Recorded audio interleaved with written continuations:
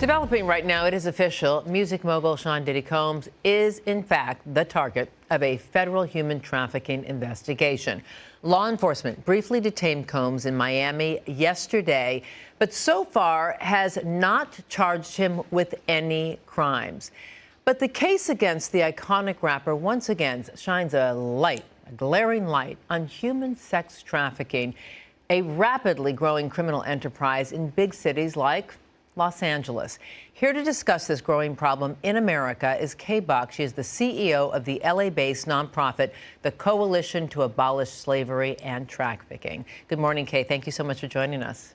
Good morning, Giselle. Thanks for having me. So I know you're not commenting specifically on the Combs situation, but your organization works tirelessly to end modern-day slavery and human trafficking, which has become one of the fastest-growing criminal enterprises. Break down for us, Kay, what exactly is human trafficking, and what are the implications here? Great question. So there's a long legal definition, which I won't go into, but in short, human trafficking is the exploitation of people through force or fraud or some type of coercion for commercial gain. It's important to realize that this is happening not just in celebrity circles, but it's happening in our neighborhoods across Southern California each and every day. And another important fact is that we are handling both sex trafficking and labor trafficking cases, both of which are the exploitation, especially of vulnerable people for commercial gain. So, Kay, let me ask you this. We've seen a run of celebrities and power players from R. Kelly to Jeffrey Epstein involved in these kind of sex trafficking rings. Why does it take years of accusations and even documentaries to finally bring about investigations and justice? Well, your question about investigations, that's a good question, I think, for law enforcement. But I can tell you, as a community-based organization, a direct service provider to survivors of trafficking and their families, we get calls on our 24-hour hotline each and every day. Last year alone, Giselle, we helped over 1,200 survivors and their families. So this is something, again, that isn't happening just in celebrity circles. It is happening in restaurants, in hotels, in construction sites, on the streets in Southern California. So it's something that I think is more prevalent than what your viewers maybe realize, because it doesn't always make the news. But each and every day, there are service providers like CAST, Coalition to Abolish Slavery and Trafficking, working with all of our partners to make sure that we are seeking and getting justice for survivors. Does law enforcement take it seriously? Well, of course, law enforcement takes it seriously. I'm just saying the investigation question would be a good one for law enforcement. But I can tell you, we provide an array of services. And, you know, I've been working with survivors of trafficking for a long time now, over 30 years.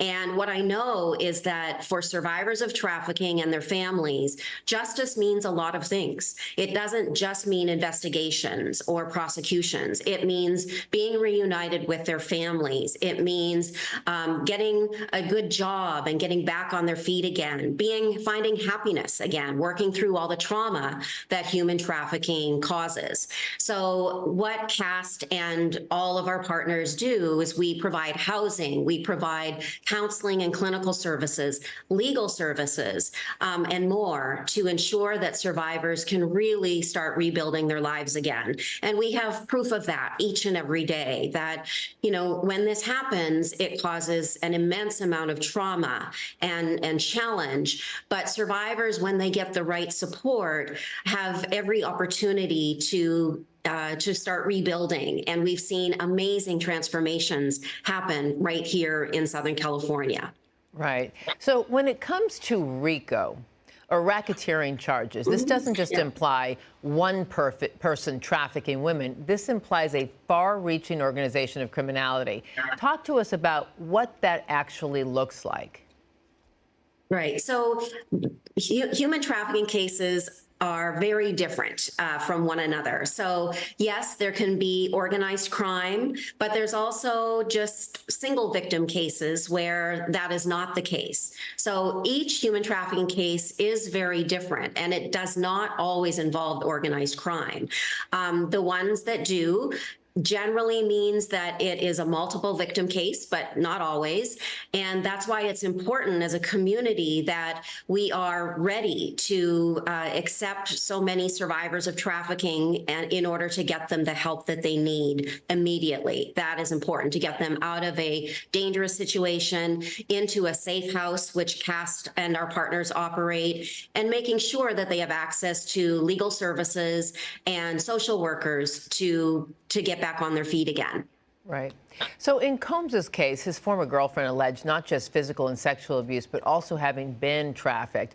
Who are typically the victims of human sex trafficking? Right. Well, human trafficking, again, can be sex trafficking or labor trafficking, forced labor. And so that's important, I think, for your viewers to understand that this is much larger than sex trafficking. It also involves forced labor for commercial gain.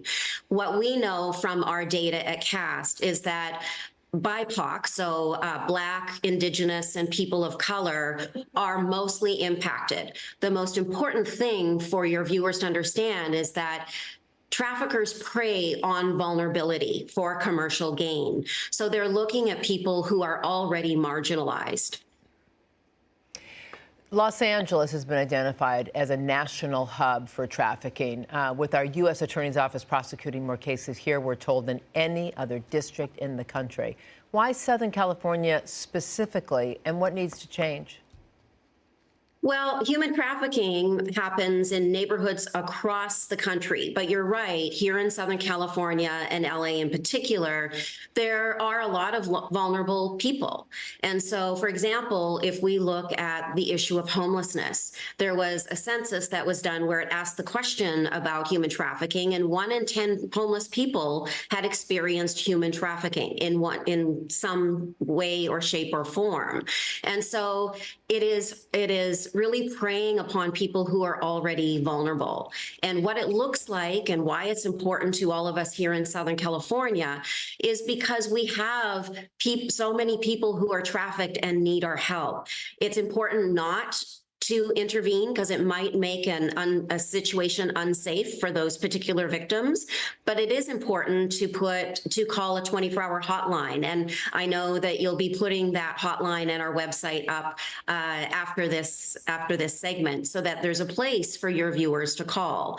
What I want your viewers to know is that they have a role to play, that they can work with organizations like CAST. We're a coalition right here in Southern California, and they can help us pass bills, pass laws and policies that will, one, help more victims.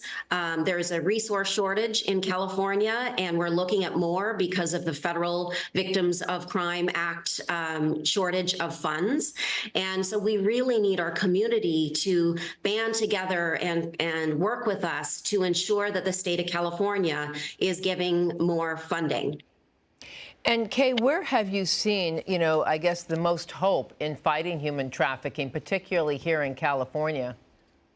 I love that question, and I'm going to give you 2 answers. One is I see hope in the survivors that we are serving, that with the right support, meaning comprehensive support, they can transform their lives into something you can't imagine. They are now small business owners or nurses or students. And with the right support, victims can become survivors. So I see hope in the transformation that I see at CAST every single day. And the other source of hope is people like you, Giselle, or your viewers, where, as a community, we have this really big opportunity to get involved and to help people who are vulnerable. And this is a great example of that. I'm encouraging people to call our hotline if they themselves think they're being trafficked or if they think someone else is. And I also want them to check out our website and get involved in our public policy program where we're passing passing laws that will not only help survivors, it will also help to prevent human trafficking from happening in the first place. And because we all want communities where we feel safe and where we want our neighbors to feel safe. Oh, for sure. Well, listen, we so thank you for coming on with your expertise and congratulate you on the immense work that CAST does. Thank you so very much for lending us your vital voice on this issue. We hope to have you back. Kay Buck, CEO of, thank you, of Coalition to Abolish Slavery and Trafficking. For more information, as Kay said, visit castla.org or call the 24-hour hotline, 888-KEY-2-FREE.